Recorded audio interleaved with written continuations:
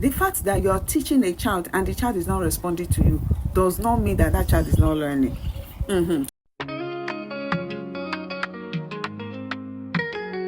And don't be surprised that as you're teaching, being creative with that child at your sessions, that child is actually learning, but it's just that the child is not being expressive about what you're teaching. Receptively, the child is learning. That is why you need to continue to be creative, be dramatic, be playful, use objects, use pictures, use things that the child can relate with, even when the child is not responding. It doesn't mean the child is not learning. But that's why sometimes when a child has been in a certain environment, they are teaching, they are like, oh, this child is not learning, and you move that child from that environment, take the child to a different environment, and the child starts saying the things that they are teaching there.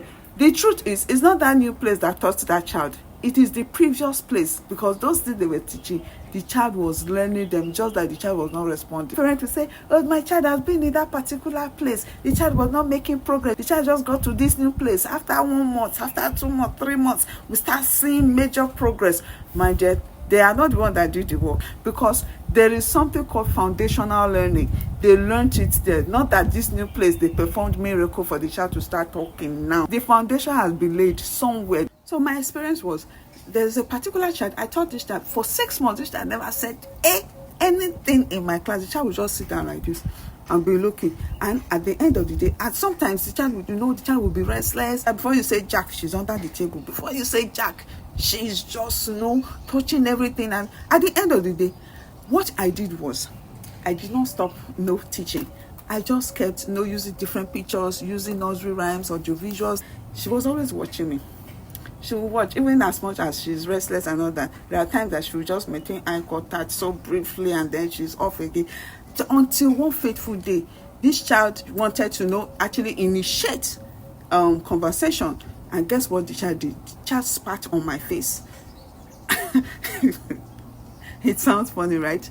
She spat on my face, and I was giving her a stern look. Before you know it, she said, sorry, auntie. And that was the first time that child actually said a word in my class, sorry, auntie.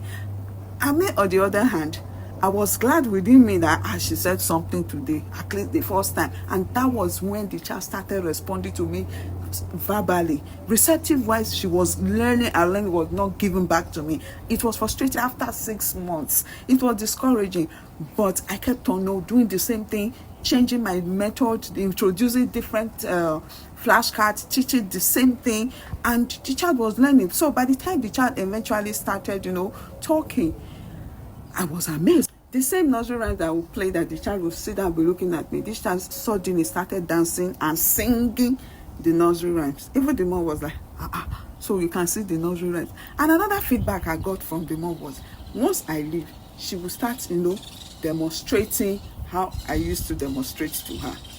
But in my session, she will sit down and act as if I was not there at all. Do you understand? So that's why I said there is something called passive learning.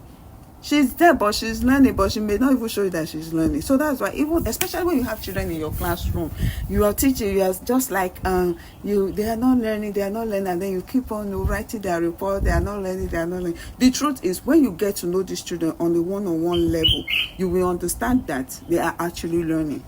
So you cannot afford to even assess children with special needs on the same level with other children. It doesn't work that way. You need to come down to their level. What concept can you break further down to, teach this child, so that you can be able to, score this child